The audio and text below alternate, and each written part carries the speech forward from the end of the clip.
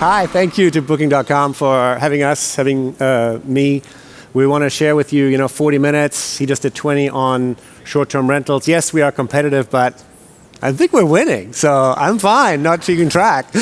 So I want to tell you about the state of the industry. Yes, I used to with STR for 21 years, and now I'm with CoStar full-time. CoStar owns STR, so if you are, show of hands, I think you did it earlier, a lot of you are hotel people, so thank you for subscribing to your Star Report. You're paying my paycheck, so I appreciate that. I don't have any answers, I just have questions, because this is just, who knows? I don't know, I'm supposed to know, and I don't know. So here are the questions, right? Leisure rates, can they be sustained? Can group growth continue? We think so. Return to office, impact on corporate transient demand, in my opinion, is the defining question of the hotel industry this year and probably next year. We're going to talk about two real estate pieces. Dorothy Downing this morning teed it up so nicely. This is indeed a real estate industry. I know yet most of you are in ops, but you're reporting to owners, and the owners care about real estate. I want to just give you 4 slides on sort of high-level real estate topics so you sound even smarter in your quarterly meetings. So talk about pipeline and transactions. First stop, the world. 4 slides on the world. What I'm doing here is I'm indexing the occupancy 3 months ending in February 2019 compared to 3 months ending February this year. And if the number is above 100, that means we are doing better. And the number is below 100, we're not. And oh wow, so a lot of us have not fully recovered. Obviously, APAC still in a world of pain. Europe still not recovered. North America. A lot of this, I think, can be attributed to the individual corporate transient traveler not being fully back on the road. You see there, of course, are bright spots, Middle East, Central America. On the rate side, we're doing exactly the same thing. We're indexing to 2019, the 3 months ending in February. If you're above 100, you're fully recovered. If you're below 100, you haven't. Who hasn't? Mainland China, probably not a big surprise. So in Europe, room rates today are 22% higher than they were in 2019. In North America, they're 18% higher than they were in 2019. North Africa, there's some currency in there, but 70% more expensive. Everybody wants to go to Marrakesh, I guess. So there is a lot of pricing power. I think we're seeing that on the short-term rental side. We're certainly seeing that on the hotel side, especially on the resort side. The next 2 slides are sort of data overload, but you love it, I know. So here are markets. Just let this wash over you and look on the lower left-hand side where it says the absolute level of occupancy is either under 50, it's red, nobody's red, or between 80 and 100%. And there are a few markets like that, but the majority of markets are running an absolute level. This is not index, this is absolute level of occupancy, between 50 and 70% or so. Miami, had a pretty hot spring break, as you may have heard. New York City, London, Paris, all those markets are doing quite well. This is just for February. This is just the beginning of the real travel season. And then we're looking at the same markets. Room rate, this is in local currency. Again, I'm using an index here. The green dot means we're above 2019. And the point here is just to say, oh wow, well, there's pricing power everywhere. But look at the specific numbers. So Paris 154, room rates today in Paris are 54% higher than they were 3 years ago. Arguably driven by the American leisure traveler with a very healthy exchange rate saying, I want to go to Paris, and they did, so we did. And you see overall in North America, room rates are up, call that, 15, 20% or so. So that's the world. It's a big world out there, so it's sort of it's sort of hard to synthesize this into 1 or 2 main bullets. It's really market by market. APAC is recovering, yes, that's, I think, is the good news. Jamie shared with you his forecast. This is the one you want to take a photo of. This is the forecast. I mean, you can take photos of everything. We're going to share the slides, by the way, just, like email me, whatever, you can get them. But so this is the one that matters. There's a lot going on. This is really a handout more than a slide, honestly. So the 2 numbers that matter are number 1, 2023, RevPAR percent change forecasted 3.7%. That number is less than 29.8%, in case you're wondering. That, of course, is not surprising, right? We weren't expecting 30% growth rates unless something terrible happens and we're coming out of it, right? So this is more a normal RevPAR change. But the other number that's super interesting and that we pay a lot of attention to is the inflation-adjusted RevPAR growth. And you're seeing, and we're calling that real growth. And you see that we will not get back to 2019 real RevPAR levels until 2025. In other words, yes, room rate growth is here, and that's great, but inflation is here too. And inflation eats up a lot of the room rate growth that we are observing. Now, tourism economics, our friends are proposing that inflation at the end of this year actually has like a 4 handle, maybe something like that. So it's coming way down from the 9% that it was, but nonetheless, we're saying ADR is up 2%, 3%. That is still probably below inflation. So your mileage may vary, but that's certainly something to keep an eye on. Your owners care a lot about that. The other thing, I put this on LinkedIn, and Jamie scolded me publicly, said my headline is wrong, because I said RevPAR growth in a recession has never happened. And he's like, well, yeah, and technically, if you look back to 1972, I'm like, okay, fine. So we only have data back 30 years. So in the last 30 years, it hasn't happened. So what we're proposing is something almost unprecedented, that there will be growth in RevPAR, despite the fact that tourism economics is saying, yes, there will be a recession in Q2 and Q3 of this year in America. So, wow, that's pretty wild. You saw Jamie's RevPAR projection for short-term rental is like slightly negative. We are slightly positive. And the question now is, how is this recession playing out? We just have to take the house call. Yes, there will be a recession, but it's probably going to be pretty mild. And with inflation continuing, we think there's more pricing power for hoteliers. Looking back, 2022, how was it? Well, it was pretty good. We had, for the first time, 2 billion room nights available. We sold 1.3 billion of those. Occupancy roughly 63, just below 63%. Average rate roughly $150.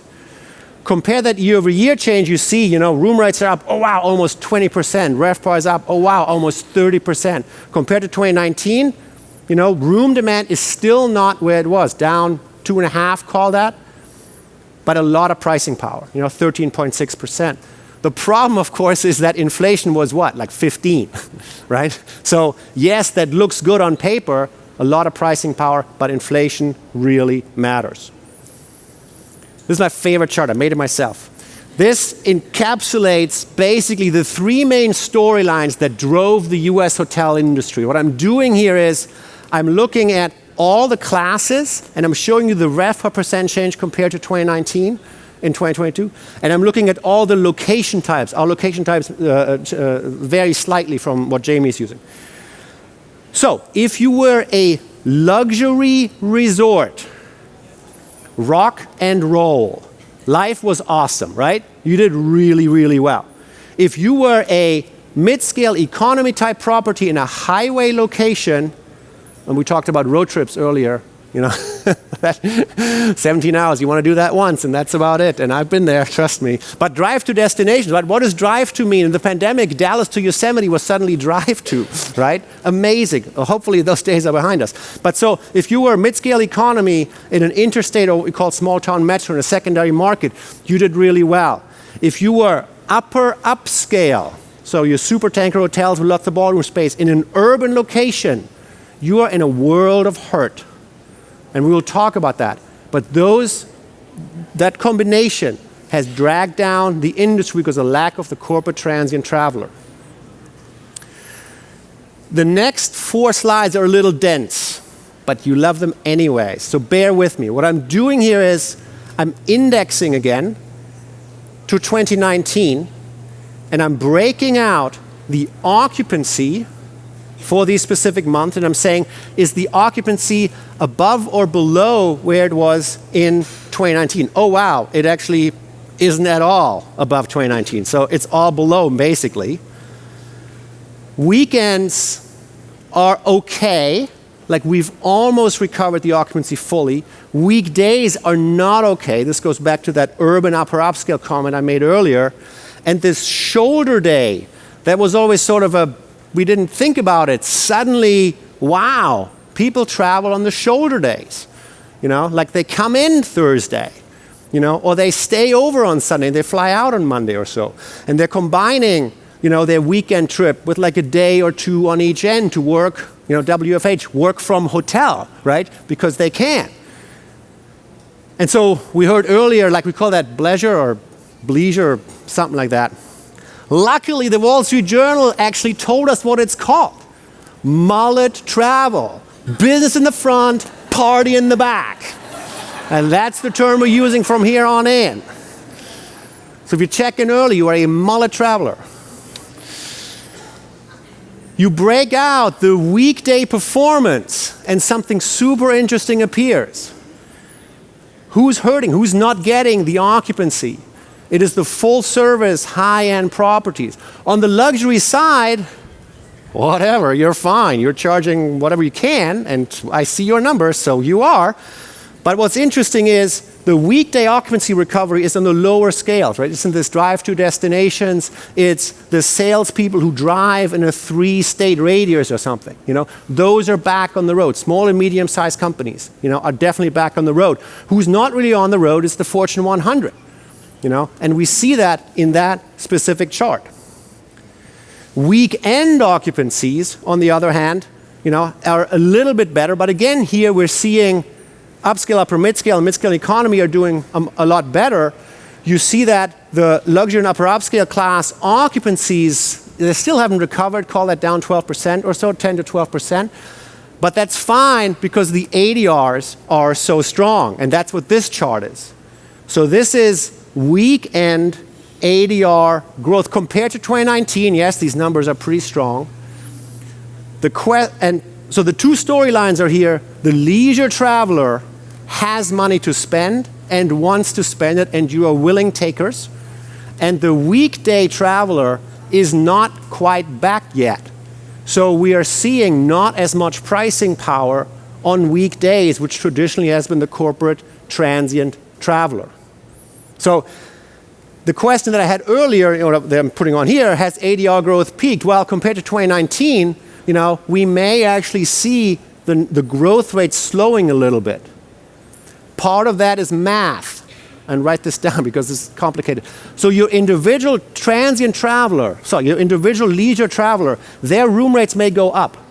But the ADR reported by STR may come down. How is that possible? Well, we're layering in a different mix of customer, right? We have group and corporate negotiated, which we didn't have in 2022. So as that mix shifts, we may see a deceleration in ADR, even though your bar rate stays as high as you can get it. So keep that in mind. What's a success story of the upturn? Group, clearly. Because if we're not in the office, or we're only in the office 2 days a week, our head of HR still has to build culture. And how do they build culture?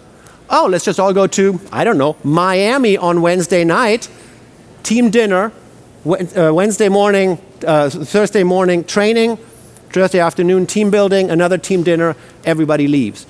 So there are no group trips we didn't have in 2018 because we had a water cooler, right? We were all in the same office all the time, and now we're not.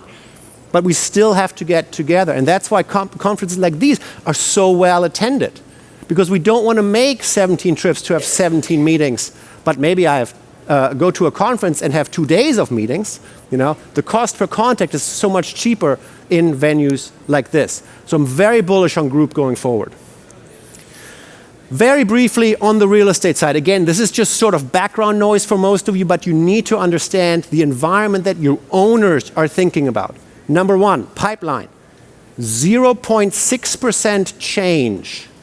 What was Jamie's number? 30. Very different. It's really hard to build hotels. And then you have Silicon Valley Bank go under and a lot of regional banks pulling back, and a lot of construction was financed by local and regional banks, and they're going to be like, I'm out. So we're going to see a ballooning, which we're already seeing, in final planning. So you're almost ready, and then you don't have financing. And so you have beautiful plans and maybe a piece of dirt and people ready, and no, you can't start construction. So that's probably what's going to happen in 2023. The number of rooms in construction is either going to stay steady or decelerate slightly.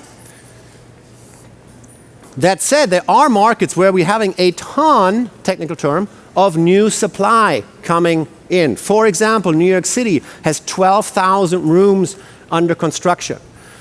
It's a little bit of the, what's that snake? The anaconda, I guess, eating the elephant or eating the pig. Like there's a lot and then there's going to be nothing. They changed the legislation. We can talk about it in the Q&A. It's really not that interesting. But point is, a lot of developers rushed to break ground, and there's going to be not a lot of new construction in New York City. So this is an outlier. But still, I mean, look at the percent increase. That's like 9% of new supply coming into the city. Whoa. Phoenix, Detroit, Dallas, Nashville, where I'm based, it's crane city, cranes everywhere. There's just a lot of new supply in the Sun Belt states. You can't beat demographics, and that's where we see the attractiveness of new construction. 2 slides on deals. Number 1, we are seeing the number of new deals probably accelerate as current owners have to refinance and realize that the interest that they used to pay was like a 3% interest rate, and now it's a 7% interest rate. And for some owners, they're going to be like, I'm done. Some of you owners may then therefore say, hey, let's buy some stuff. So it's going to be super interesting to see how prices develop. We think that there's going to be a lot of activity. Where the activity has already happened is on the very, very high end, with prices per key that used to be unfathomable. $2.5 million a key is unheard of, and suddenly there are a bunch of hotels. Oh, that's cut off here, but the Four Seasons Jackson Hole was also $2 million a key. Four Seasons in Nashville, just because I'm based there, was purchased in a forward contract literally at the beginning of the pandemic in April of 2020 for $168 million. And then refinanced for a value of $280 million. The owner, through the 3 years of the pandemic, by just sitting on it and waiting, made $120 million. How are you doing? So there's a lot of interest in the very, very high end. That will not cease. We will see more trades like that. So, can lead rates be sustained? I think so, but I think this comment that we heard earlier about trades, there's probably something to it. So you may not have the same customer, they may trade down, but then they're willing to pay for a nicer room in a lower category. Can group growth continue? We are betting on it. How will return to office / corporate transient, how will return to office impact corporate transient demand growth? I have no idea. And I'm supposed to know. And honestly, you ask 10 people, you got 12 answers. That is the question. Are we coming back to the office? And if so, what does that do to corporate transient demand? There's probably a relationship there. Like if more people are in the office, yes, more people will travel to those offices. But Zoom and Teams, man, hallelujah. I love it. I mean, I used to do this, I don't know, every week. Not that I don't love you, but like sitting on my desk at home is just so much more comfortable. Transaction volume can hold or accelerate? Yes, we think so. Oh, and then we got to talk about this. Are the robots our friend? So, ChatGPT, who's used it? Bard.google.com, who's used it? Really? How'd you get in? I want to get in. I'm on a wait list. So, after this presentation, or right now if you want to, check this out. It's going to change your life. Honestly, ChatGPT is the future, and Jamie and I just talked about use cases. There's just so much. You're limited by your imagination. Turns out I'm not that imaginative, but there are a lot of people out there who are putting ChatGPT through its paces, and you can do some fascinating things. Like I'm in the business of creating content, and I'm scared because I said, hey, tell me about the state of the hotel industry in 3 paragraphs. And it comes back in 0.8 seconds in something that is like good. And I'm like, oh my God, that's my job.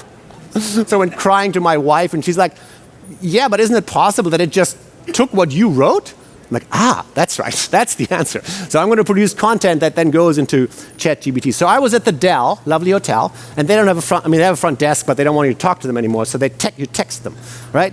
So I'm like, hey, because I'm an idiot, what's the Wi-Fi password, by the way?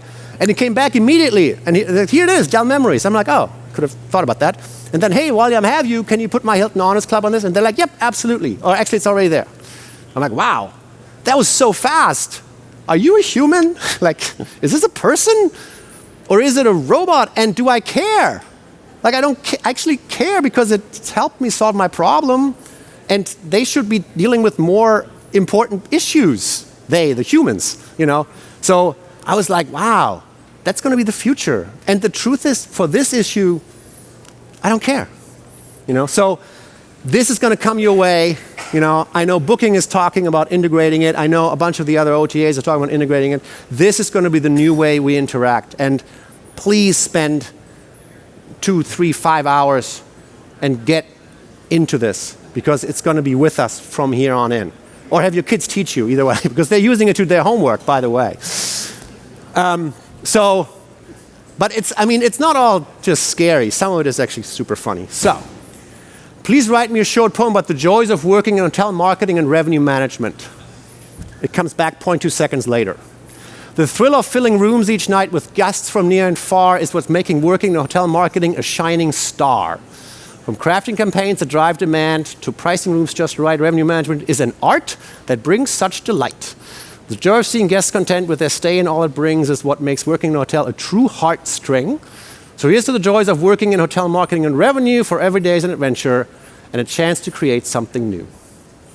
Thank you very much.